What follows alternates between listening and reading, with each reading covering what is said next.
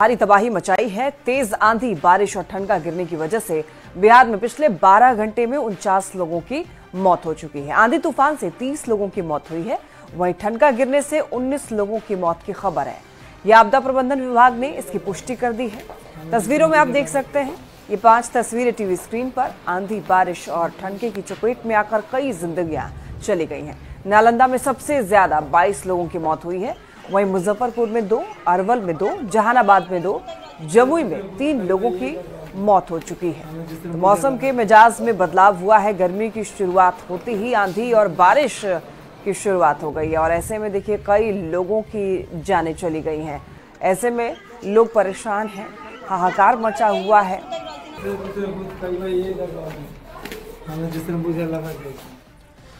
और बिहार में आसमानी कहर जारी है। बिहार में ठनका और तूफान से मौत हो रही है। सीएम नीतीश कुमार ने इस पर दुख भी जताया है। मृतकों के आश्रितों को अब मुआवजा देने की बात सीएम नीतीश कुमार की तरफ से की गई है। 4-4 लाख रुपए मुआवजे का ऐलान सीएम ने किया है। सीएम ने लोगों से अपील की है कि खराब मौसम में सतर्क रहे और इसके साथ ही आपदा प्रबंधन के सुझाव का पालन करें। तो सीएम की तरफ से भी दुख जताया गया है। 4-4 लाख रुपए मुआवजे देने की बात सीएम नीतीश कुमार ने कही है, लेकिन सीएम नीतीश कुमार ने इसके साथ ये भी कहा है कि जो आपदा प्रबंधन विभाग की तरफ से अपील की जा रही है, जो सुझाव दिए जा रहे हैं, उसका भी लोग पालन करें।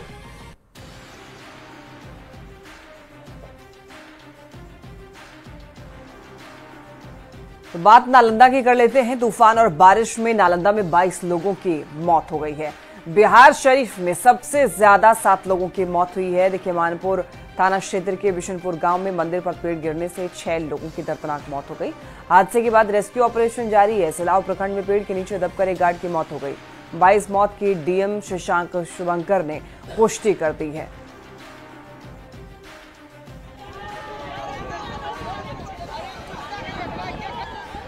तो आपदा आपातकालीन नंबर टीवी स्क्रीन पर देखिए फ्लैश किया जा रहा है, इसको आप नोट कर सकते हैं। कहीं भी आपको अगर ऐसी घटना होती हुई दिखाई देती है तो तुरंत आप इन नंबरों पर कॉल कर सकते हैं, आपको जरूरी सहायता जरूर प्रदान की जाएगी।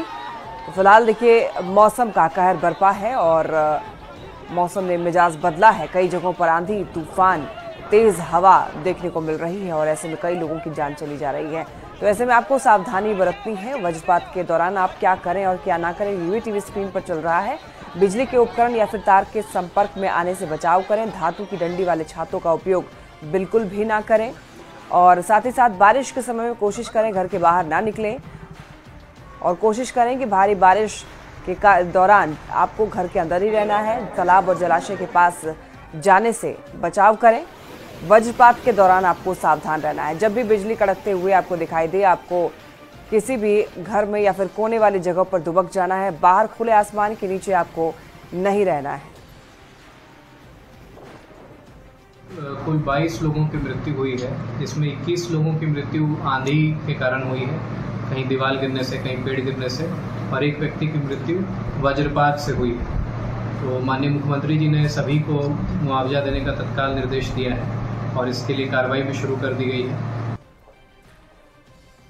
और अब आपको मुंगेर से भी बड़ी खबर बताएं, जहां ठनका गिरने से लड़की की मौत हुई है। 10 साल की लड़की की मौत हुई है। आपको बता दें कि धरहरा प्रखंड के महगामा पंचायत की एक घटना सामने आ रही है। बड़ी खबर आपको मुंगेर से बता रहे हैं, जहां ठनका गिरने से लड़की की मौत हुई है। 10 साल की लड़की की मौत हुई है और धरहरा प्रखंड के महगामा पंचायत की ये घटना है। तो मौसम का कहर लगातार लोगों पर बरप रहा है और अलग अलग जगह से जो मौत की घटनाएं हैं वो अब सामने आ रही हैं। 10 साल की लड़की की मौत हो गई है और इसीलिए न्यूज़ 18 भी आपसे यही अपील करता है कि जब भी वज्रपात आपको लगे, बिजली कड़के, तो आप बाहर घर से बिल्कुल भी ना निकलें। और क्या क्या सावधानी बरतनी है, ये भी आपदा प्रबंधन विभाग की तरफ से जो गाइडलाइंस है वो जारी किए गए हैं।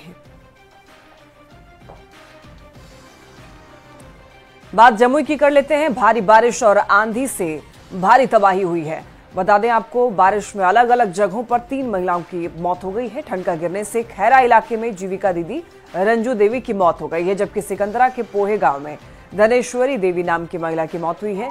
नगर थाना इलाके के नवीन नगर गांव में घर पर ताड़ का पेड़ गिरने की वजह से पेड़ से दबकर ललिता देवी की मौत हो गई। तो आंधी बारिश में पेड़ गिरने से कई जगहों पर आवागमन भी बाधित हुआ है। बिजली आपूर्ति भी बाधित है। जायजा लिया संवाददाता केसी कुंदन ने। तार हटवा दीजिए। जानते तीनों में कोबा का फल होता है और एक दो बार आदमी के देह पर भी गिर गया था, माल जाल पर भी गिरते रहता है। हम उसको बताए थे कि जो है तार के पेड़ जो है हटा दीजिए, लेकिन नहीं मानता है वो लोग। आज जो है ये बारिश में तार के पेड़ जो है घर पे गिर गया और आदमी डेथ कर गया। मेरा बेमौसम बरसात जमुई में आफत बनकर आई है, जहां पर 3 अलग अलग घटनाओं में 3 महिलाओं की मौत हुई। बात अगर करें तो जमुई जिले के सिकंदरा इलाके के पोहे गांव में धरेसरी देवी नाम की महिला की मौत वज्रपात से हुई। वहीं खैरा इलाके के मिल्की गांव की रहने वाली रंजू देवी की मौत वज्रपात से हो गई। वहीं अगर देखा जाए तो जमुई नगर थाना के नबी नगर गांव में ललिता देवी नाम की एक महिला की मौत तब हो गई जब वो अपने घर पास थी और घर पर तार का पेड़ गिर गया आंधी की वजह से, जिससे उसकी मौत हो गई। वहीं उसका एक भतीजा घायल हो गया। इस बेमौसम बरसात और आंधी तूफान में जहां पर फसलों को नुकसान पहुंचा ही है, वहीं कई जगह पेड़ गिरे हैं सड़क पर, जिससे आवागमन बाधित है और जबकि बिजली आपूर्ति भी बाधित है, जिसे दुरुस्त करने में जिला प्रशासन लगी है। और अगर बात करें तो नुकसान की कितना हुआ है इसका आकलन आपदा विभाग कर रहा है। केसी कुंदन, न्यूज़ 18 जमुई। और सासाराम में भी तेज आंधी से भारी नुकसान हुआ है। तेज बारिश और आंधी में शहर के साथ साथ ग्रामीण इलाके में कई पुराने पेड़ उखड़ गए हैं और सड़क पर पेड़ गिरने से यातायात भी प्रभावित हो गया। आपको बता दें कि कई दुकानों के छज्जे भी गिर गए और शेरशाह मकबरा के पास तो एक ऑटो रिक्शा विशाल पेड़ के नीचे दब गया। गनीमत रही कि उसमें कोई सवारी नहीं था और किसी को कोई नुकसान नहीं हुआ। तस्वीरें टीवी स्क्रीन पर आप देख रहे हैं। देखिए किस तरीके से सासाराम से एक खबर आई है जहां पेड़ गिर गया है और सड़क पर पेड़ गिरने से यातायात प्रभावित हुआ। कई दुकानों के छज्जे भी गिर गए हैं और शेरशाह मकबरा के पास तो एक ऑटो रिक्शा विशाल पेड़ की चपेट में आ गया। हालांकि उसकी भी तस्वीर आपको टीवी स्क्रीन पर दिखा रहे हैं। हालांकि उसमें कोई भी यात्री सवार नहीं था, जिससे किसी को हताहत नहीं हुई, किसी की जान नहीं गई। क्या हुआ कि आंधी तूफान की वजह से शहर में कितना सारा जो पेड़ है काफ़ी गिर गया, जिससे रोड को मतलब काफ़ी देर तक बाधित रहा और लोगों के सहयोग से, प्रशासन के सहयोग से जो सड़क है वहां से पेड़ को हटाया गया।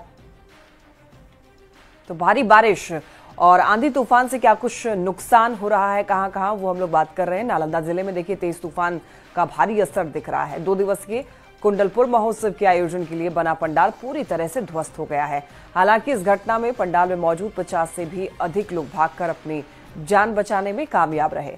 कुंडलपुर से अधिक जानकारी दे रहे हैं न्यूज़ 18 संवाददाता अभिषेक कुमार।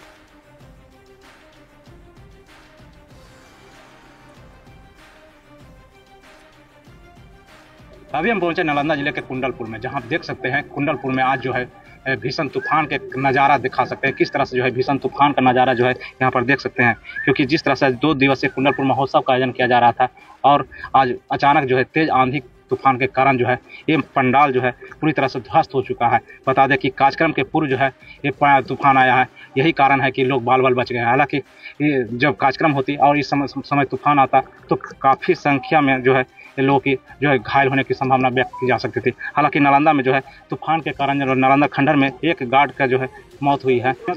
यहाँ तो पंडाल पूरा ध्वस्त हो गया।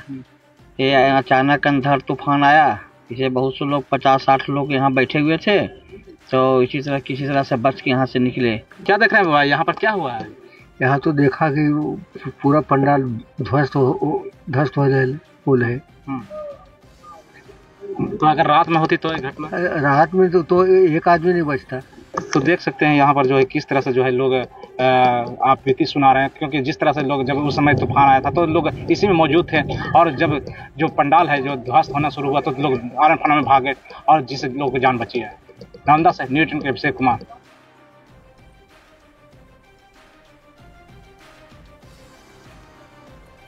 तो जहानाबाद में आंधी तूफान और ठनका गिरने से भारी नुकसान हुआ। आपको बता दें कि घोसी प्रखंड क्षेत्र के मोहद्दीपुर गांव में ठनका गिरने से एक युवक गुड्डू कुमार की मौत हो गई है। वहीं जहानाबाद सदर प्रखंड की अगर हम बात कर ले तो वहां पर भी मुकदुमपुर में बिजली का पोल गिर जाने से खुशबू कुमारी नामक एक बच्ची की मौत हो गई। ठनका गिरने से जहानाबाद में कई लोग घायल भी हुए।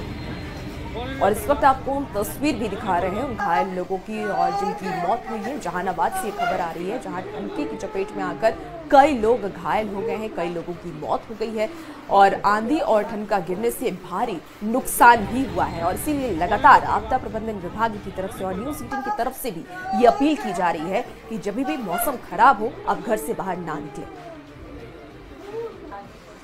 ये क्या हुआ था? जैसे सर गेहूं के कटनी काटने गए थे, उसी में आंधी और पानी आया तो घर लौट रहे थे, उसी में ठनका गिर गया, उसी में ऐसे हो गया।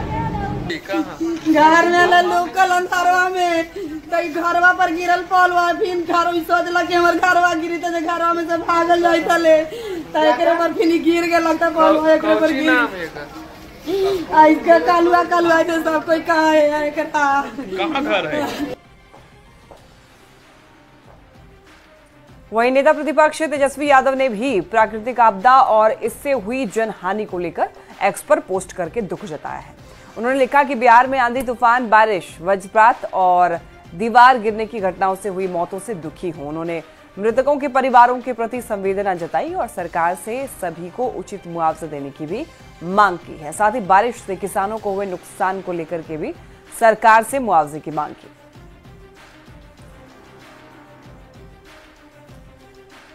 खबर आरा से है, जहां पंडित दीनदयाल उपाध्याय पटना रेलखंड के तूरीगंज स्टेशन के पास तेज आंधी के कारण अप एवं डाउन लाइन पर 1.5 घंटे से ज्यादा आवागमन बाधित रहा। आपको बता दें कि ओवरहेड वायर के ऊपर एक बड़ा सा पॉलिथीन फंस गया था और इसी वजह से पैसेंजर ट्रेन घंटों खड़ी रही। बाद में किसी तरह से उसी पॉलिथीन को हटाया गया और जिसके बाद ट्रेन रवाना हुई। स्थानीय लोगों ने यह बताया कि अचानक तेज आंधी और बारिश के कारण एक बड़ा सा पॉलिथीन शीट ओवरहेड वायर के ऊपर फंस गया और बक्सर की तरफ पटना जाने वाली पैसेंजर ट्रेन को चालक ने रोक दिया। वहीं आरा से बक्सर की तरफ जा रही पैसेंजर ट्रेन भी तूरीगंज स्टेशन के समीप रोक दी गई।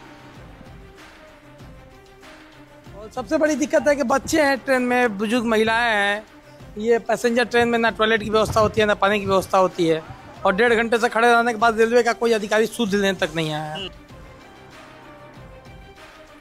बेमौसम बरसात का असर जो है वो ट्रेनों के परिचालन पर भी पड़ा है। जमुई में कई जगह रेलवे ट्रैक पर पेड़ गिरने और ओवरहेड वायर के टूटने की वजह से ट्रेनों का परिचालन बाधित रहा। जमुई रेलवे स्टेशन पर 5 से 6 घंटे तक यात्री ट्रेन का इंतजार करते रहे और कई ट्रेन जहां तहां खड़ी रही। अब में हमको जाना था 12:23 से जनशताब्दी एक्सप्रेस से और अभी तक वो गाड़ी की कोई सूचना नहीं है। क्या बताया गया? सूचना क्या मिला है? सूचना मिला है कि लाइन में कई प्रॉब्लम है। अभी तक कोई ट्रेन नहीं है, कोई ट्रेन नहीं आई है सर अभी तक। और मान लीजिए क्या जानकारी दी गई है? तो वहाँ से हम पूछे तो बताया गया है कि अभी अनिश्चित काल के लिए हमको नहीं पता है। वहाँ से पूछने में 2-3 बार हम लोग को ये बताया गया है।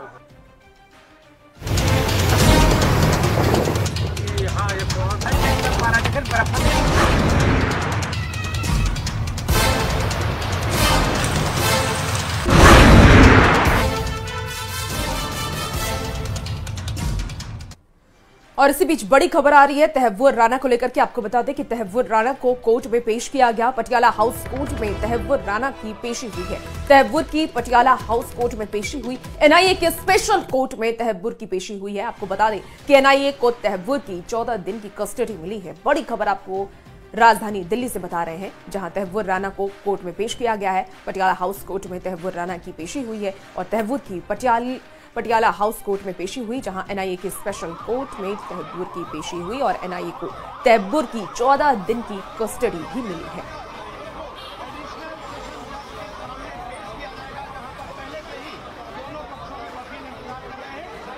अपराध पर बिहार में फिर सियासी जंग तेज हो गई है। तेजस्वी यादव ने एक पोस्ट में अपराध के आंकड़े जारी कर बिहार की सियासत सुलगा दी है। तेजस्वी के पोस्ट पर बीजेपी ने जोरदार पलटवार किया है।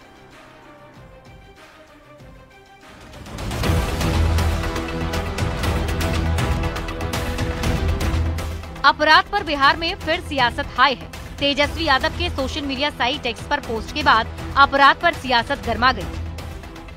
अपराध के आंकड़े पेश किए गए, जिसके बाद बीजेपी ने तेजस्वी यादव पर जोरदार पलटवार किया। सम्राट चौधरी ने कहा, ये आरजेडी की सरकार नहीं है, जहां की मुख्यमंत्री हाउस से अपराधियों को संरक्षण मिलता था। अगर अपराधी हथियार दिखाएंगे तो फिर वो ठोके जाएंगे। तो डिप्टी सीएम विजय सिन्हा ने कहा कि तेजस्वी आरजेडी के जंगल राज पर पर्दा डालने की कोशिश कर रहे हैं। ये राजद की सरकार नहीं है, ये लालू प्रसाद जी की सरकार नहीं है कि सत्ता मुख्यमंत्री कार्यालय से चलेगा।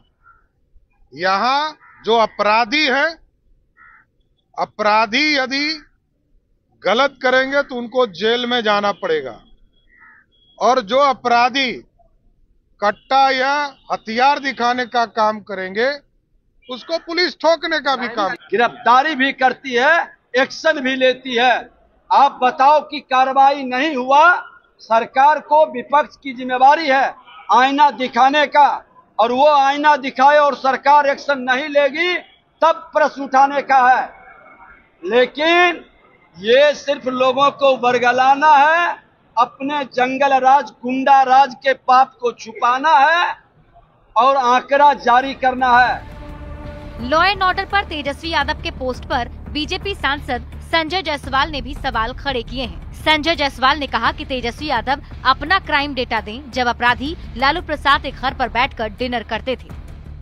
उनको ये भी डाटा देना चाहिए कि हमारे यहाँ अगर कोई क्राइम होता है तो निश्चित तौर पर अपराधी पकड़े जाते हैं, और अपना वो क्राइम डाटा दें कि जितने भी अपराधी होते थे वह उस समय लालू जी के घर पे बैठ के डिनर करते थे।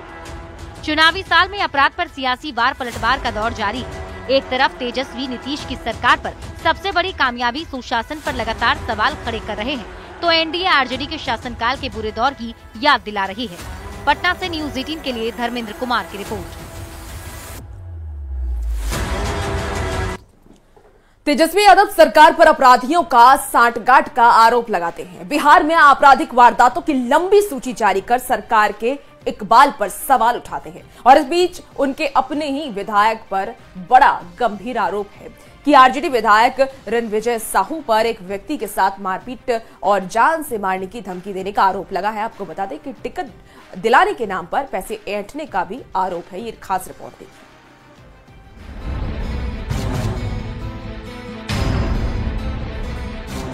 सीसीटीवी में कैद इस तस्वीर की पुलिस तहकीकात कर रही है। वीडियो में दिख रहे लोग आरजेडी के नेता और कार्यकर्ता हैं। वीडियो में नजर आ रहा है कि एक शख्स को भीड़ ने घेर रखा है। अचानक उस पर घूंसे बरसाए जाने लगे। आरोप है कि आरजेडी विधायक रणविजय साहू ने कार्यकर्ता की पिटाई कर दी। आरोप लगाने वाले व्यक्ति का नाम सुरेश कुमार साहू है। कुछ दिन पहले ही साहू समाज में एक मीटिंग हुआ और उस मीटिंग में हमारे ऊपर में जानलेवा हमला किए और अभद्र भाषा का भी प्रयोग किए। ये एक्चुअली क्या है, ये हम पर लेन देन का गंभीर आरोप लगाते हैं जो कि पूर्णतः गलत है। ये हमसे ही हजारों में नहीं लाखों में रुपया हमसे ठगने का काम किए हैं। कभी हमें टिकट दिलाने के नाम पर कि 2025 में आपको टिकट दिलाएंगे। सुरेश साहू का आरोप है कि हाल ही में तेली समाज की बैठक के दौरान विधायक रणविजय साहू ने अपने बॉडीगार्ड की मदद से उसकी पिटाई करवा दी, जो सीसीटीवी कैमरे में साफ देखा जा सकता है। पीड़ित ने पिरबहोर थाने में इसकी शिकायत दर्ज कराई। पीड़ित सुरेश साहू ने आरजेडी विधायक रणविजय साहू पर और भी कई गंभीर आरोप लगाए, जिसमें टिकट दिलाने के नाम पर पैसे ऐंठने के भी आरोप हैं। विधायक की दादागिरी की इस वायरल तस्वीर को लेकर अब सियासत भी शुरू हो चुकी है। पटना से संवाददाता अमित कुमार के साथ ब्यूरो रिपोर्ट न्यूज 18। और इसी के साथ इस बुलेटिन में